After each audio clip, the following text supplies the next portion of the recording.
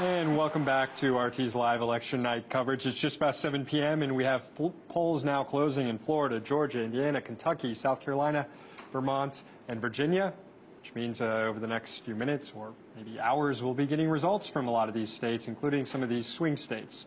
But let's continue on with our campaign coverage here and talk about what the Democrats have been doing.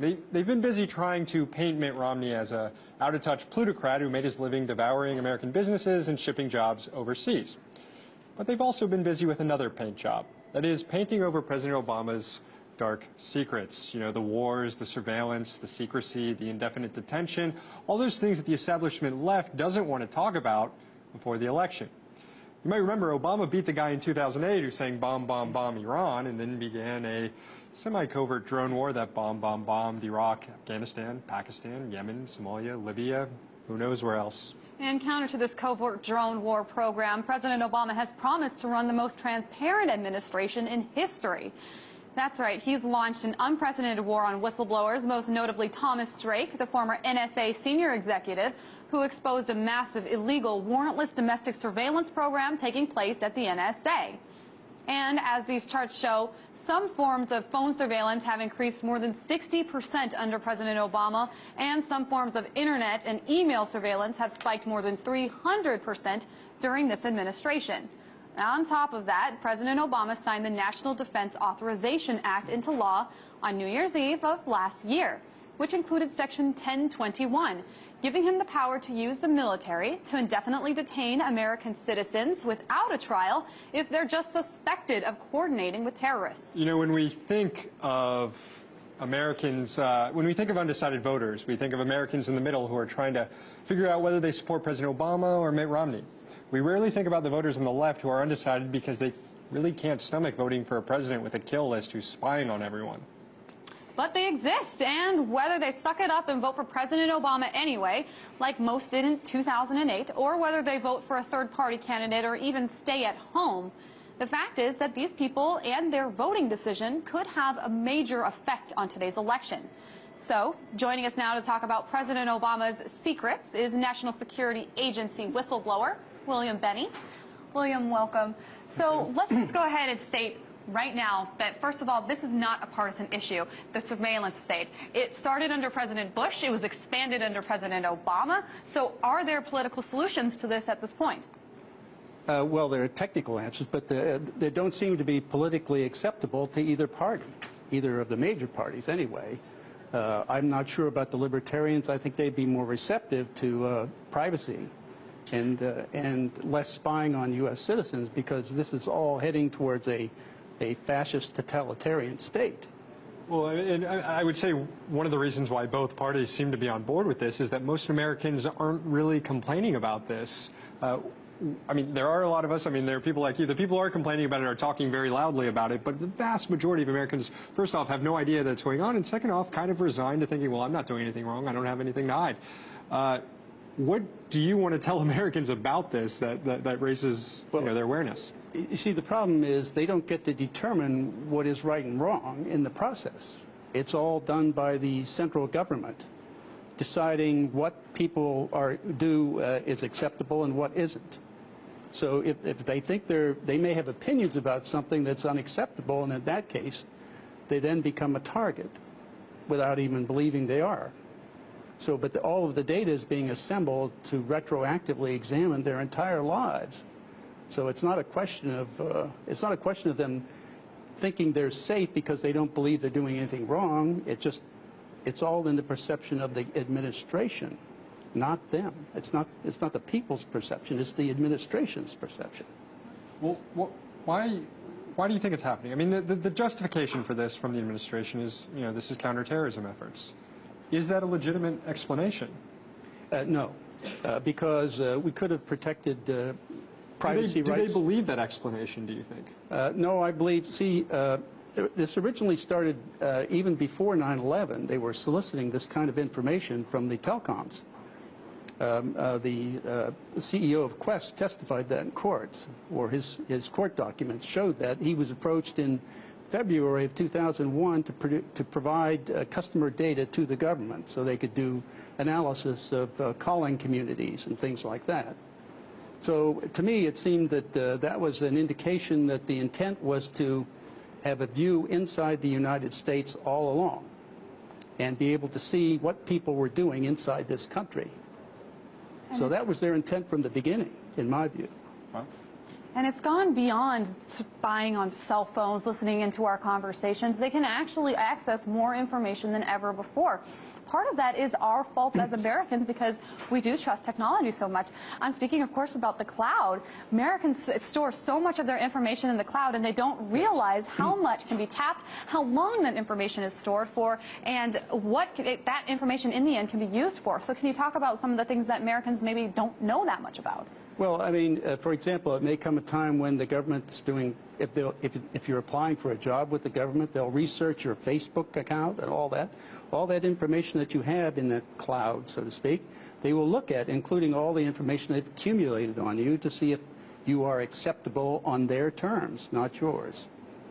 So, I mean, all this information is just power being assembled by the administration, and that's the real danger to our constitutional form of government. We've also seen, though, as technology has increased, the government has kept up with it to make sure it can still be monitored. But we've also seen organizations like WikiLeaks pop up, and it's become a lot easier for whistleblowers to blow the whistle on this sort of stuff. Where do you kind of see this cat and mouse game going, and who's going to win in the end? Well, actually, I don't believe... If you even see it as a cat and mouse game, I guess. I don't believe it's that easy for whistleblowers to blow the whistle. But do organizations like WikiLeaks make it easier for them? It's obviously not easy. You're absolutely right there. But, I mean, do you see it as technology progresses and we move into the future that it will be easier? No, actually, I think it'll be more difficult, especially when the government goes into all these different media and starts pulling in all this data and seeing all the...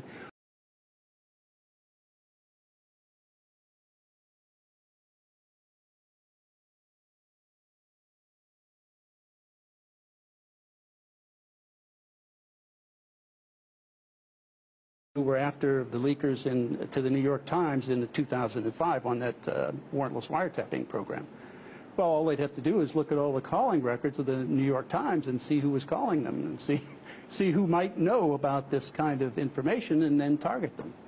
Whistleblowing, I know that you were a former whistleblower, and what we do know is that you're saying that, yes, it is easy to blow the whistle, and sure it is, but it's also, the repercussions are unlike anything we've ever seen before. President Obama has cracked down on whistleblowers in a way we've never seen before. So this is one of President Obama's little secrets. I mean, we have Bradley Manning locked up, and the time limit for a speedy trial is far over. We don't know exactly what's going on with Julian Assange, what type of a role that can play in it. So do you really think that whistleblowing is easy, and maybe not as easy, but as accepted?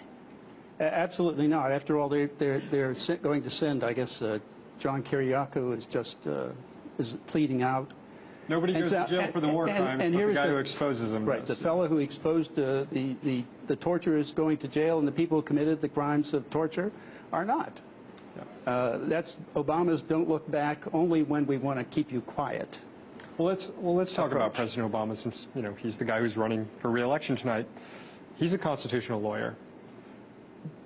It seems like he has to understand what's going on is at best a gray area, and that given his experience and his claims to be a progressive, that he would want to stay away from this stuff. What do you think is going on?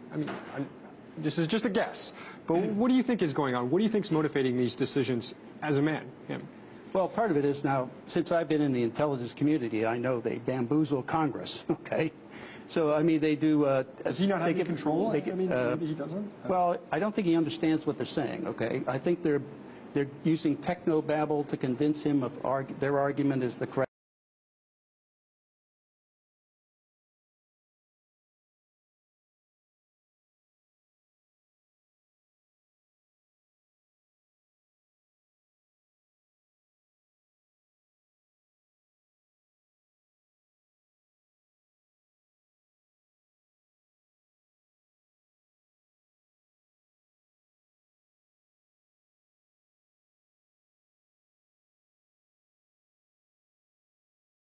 Romney administration, or will they be fixed or adjusted under President Obama's second term, or not? Or is this the security industrial complex? Yeah, I think I'm skeptical of all of this, okay? Because quite frankly, we know what Obama's doing. He's not going to fix this. And Romney has an advisor, General Hayden, who started this surveillance program to begin with. So, I'm not too terribly optimistic that he would change it either. So, in fact, I haven't seen any move by either of the major parties to do anything positive to stop this in Congress either.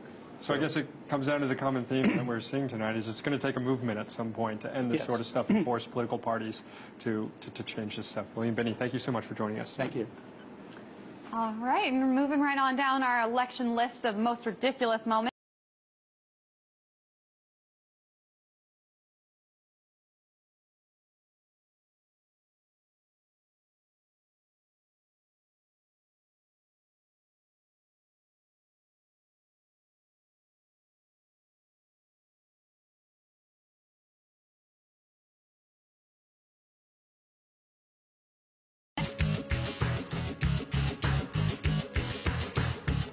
And I will tell you, it's 3 agencies of government when I get there that are gone.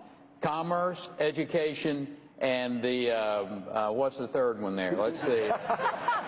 You need 5. Oh, 5, okay. So commerce, education, and the EPA? EPA, there you go. No, okay.